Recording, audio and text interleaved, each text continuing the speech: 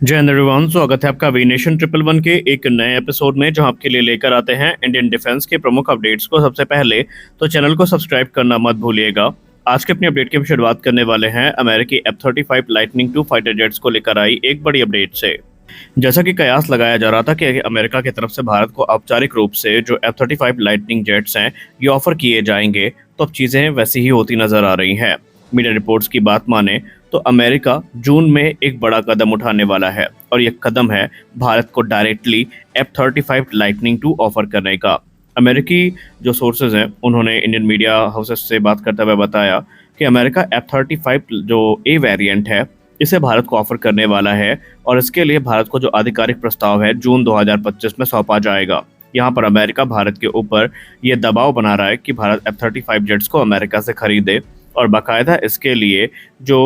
Foreign military cell है उसके अंतर्गत गवर्नमेंट टू गवर्नमेंट डील का प्रस्ताव सामने रखा गया है। आपको बता दें कि F-35 के ऑफर को हवा तब मिली थी जब माननीय प्रधानमंत्री श्री नरेंद्र मोदी जी अमेरिकी दौरा पर थे, और वॉशिंगटन में माननीय प्रधानमंत्री जी को अमेरिकी राष्ट्रपति डोनाल्ड ट्रंप के तरफ से ये आश्वासन दिया गया था कि अमेरिका भारत को F-35 जैसी जो एडवांस टेक्नोलॉजी है वो आगे चल के प्रस्तावित करेगा। और ये दावा पुख्ता तब हो गया जब अमेरिकी vice president JD Vance Bharat के दौरे में थे अप्रैल में, और उन्होंने जयपुर में एक सभा को संबोधित करते हुए कहा था कि अमेरिका भारत को F-35 देने के लिए इच्छुक है, और अब सोर्सेज यही इंगित कर रहे हैं कि जून में इसका एक आधिकारिक प्रस्ताव भारत के सामने आ सकता है। हालांकि आपको बता दें कि ये प्रोग्राम MRFA के अंतर्गत नहीं होगा, क्योंकि आप सबको पता है कि MRFA में लोकल मैन्युफैक्चरिंग और ट्रांसफर ऑफ टेक्नोलॉजी क्लॉजेज हैं, और ये बात हम भली भांति जानते हैं कि अमेरिका F-35 की ट्रांसफर ऑफ टेक्नोलॉजी तो भारत को नहीं देगा। तो ये चीज़ हमें अभी से समझ लेनी चाहिए कि F-35A जो कि एक conventional take off and landing variant है जॉइंट स्ट्राइक फाइटर का,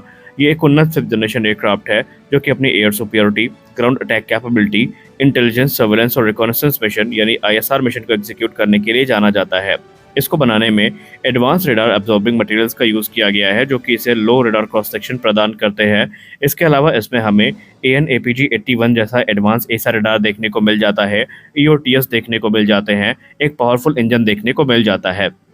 लेकिन समस्या अभी भी यही है, और अमेरिका के लिए ये एक गले की हड्डी बन सकती है कि भारत ने स्पष्ट कर दिया है कि अमेरिका की ऑपरेटिंग कंडीशन और भारत की ऑपरेटिंग कंडीशन पूरी तरीके से अलग है। भारत की हॉट और ह्यूमिड कंडीशन में इनको ऑपरेट करने के लिए भारत को इनमें विशेष मॉडिफिकेशन करने पड़ेंगे, और अगर अमेरिका ये चाहता है कि डील फाइनलाइज हो तो उसे भारत की बात बिना किसी शर्त के माननी पड़ेगी, क्योंकि भारत ने स्पष्ट कर दिया है कि यहाँ पर जो बाय डिफ़ॉल्ट F-35 ऑफर किए जा रहे हैं ये भारत के लिए उतने यूज़फुल नहीं होंगे। और ये चीज़ कहीं ना कहीं अब रिपोर्ट्स में भी सामने आ रही हैं। अगर हम मीडिया संस्थान IDRW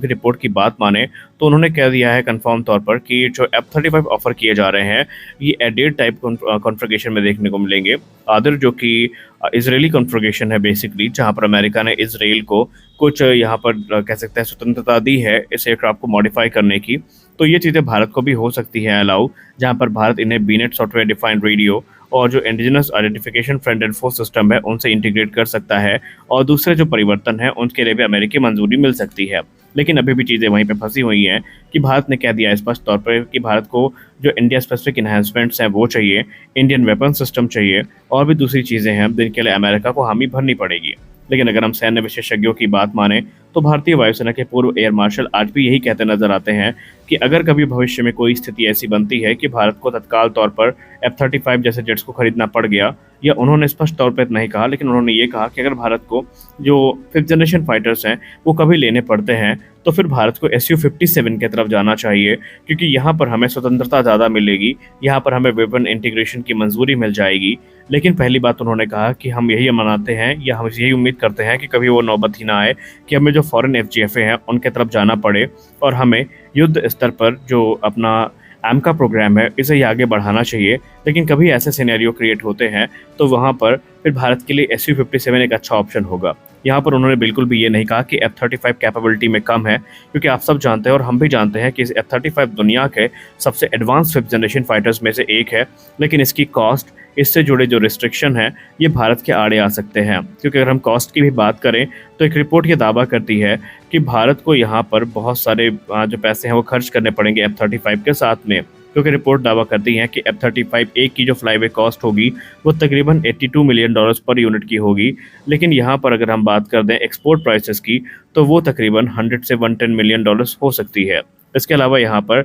जो वेपन्स और लॉजिस्टिक है इनको इंक्लूड नहीं किया गया है, ये अलग से होंगे। तो कुल मिलाकर के अगर भारत यहाँ पर 40 से 50 F-35 की भी फ्लीट ऑपरेट करता है, तो अनुमान के हिसाब से भारत को इसके लिए 4 से लेकर $5.5 बिलियन यहाँ पर खर्च करने पड़ेंगे। और अगर हम इनकी लाइफ साइकिल कॉस्ट की बात करें तो वो तकरीबन $100 बिलियन, तकरीबन एक दशक को पार कर जाएगी। तो कुल मिलाकर के भारत को यहाँ पर कॉस्ट, कंपैटिबिलिटी और स्वतंत्रता, इन तीनों चीज़ों को एक पैरामीटर में रखना चाहिए और देखना चाहिए कि अगर ज़रूरत पड़ती है तो भारत के लिए F-35 ज़्यादा प्रैक्टिकल होगा या फिर Su-57 फैलन। खैर आप बताइए, आपके हिसाब से भारत के लिए कौन सा ऑप्शन बेस्ट हो सकता है? क्या भारत को F-35 की तरफ जाना चाहिए या फिर भारत के लिए Su-57 सबसे ज़्यादा महत्वपूर्ण बन जाएगा? या आप भी यही मानते हैं कि भारत को किसी की तरफ नहीं जाना चाहिए, भारत को अपने स्वदेशी प्रोग्राम्स को ही तेज करना चाहिए, फिर चाहे उसमें AMCA हो, चाहे उसमें तेजस मार्क 2 हो या कोई अन्य फाइटर एयरक्राफ्ट? आप अपनी राय ज़रूर बताएं।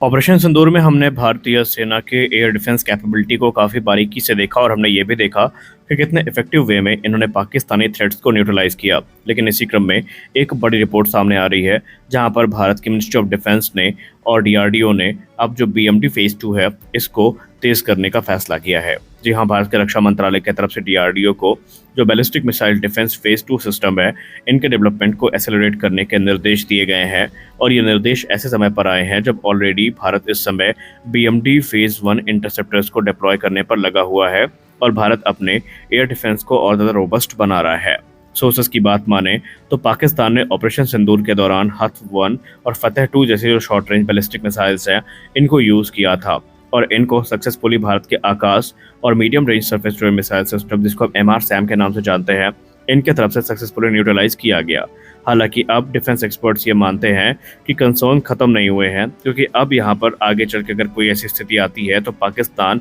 इस मामले को और एस्केलेट कर सकता है और पाकिस्तान यहाँ पर जो इंटरमीडिएट रेंज की जो बैलिस्टिक मिसाइल्स हैं जिनको हम IRBM कहते हैं, जैसे कि शाहीन सीरीज़ की मिसाइल्स हो गई, उनको यूज़ कर सकता है। और इसके लिए जो हमें BMD फेज़ 2 है उसकी ज़रूरत पड़ेगी। BMD फेज़ 1 सिस्टम की बात करें तो ये वो उन मिसाइल्स को इंटरसेप्ट कर सकता है जिनकी रेंज 2000 किलोमीटर तक होती है और इसमें शाहीन सीरीज़ की सारी मिसाइल्स आती हैं। लेकिन इंडियन डिफेंस प्लानर्स ये मानते हैं कि पाकिस्तान इस बार मीडियम रेंज या लॉन्ग रेंज की जो बैलिस्टिक मिसाइल्स है उनको भी यूज़ कर सकता है भारत के एयर डिफेंसेस को चकमा देने के लिए। और ऐसे में जो BMD फेज़ 2 है भारत के लिए एक लाइफ सेवर हो सकता है। हालांकि उन्होंने ये भी कहा कि BMD फेज़ 1 को एक्टिव किया गया था इस ऑपरेशन सिंदूर के दौरान, लेकिन उसको एंगेज करने की नौबत नहीं आई क्योंकि ऑलरेडी जो काम है वो आकाश और MR-SAM की तरफ से कर दिया गया था। लेकिन फिर भी भारत ने अब इस प्रोग्राम को एक्सेलरेट करने का फैसला किया है और इसके चलते जो मीडियम और लॉन्ग रेंज की बैलिस्टिक मिसाइल्स हैं उनको भी इंटरसेप्ट किया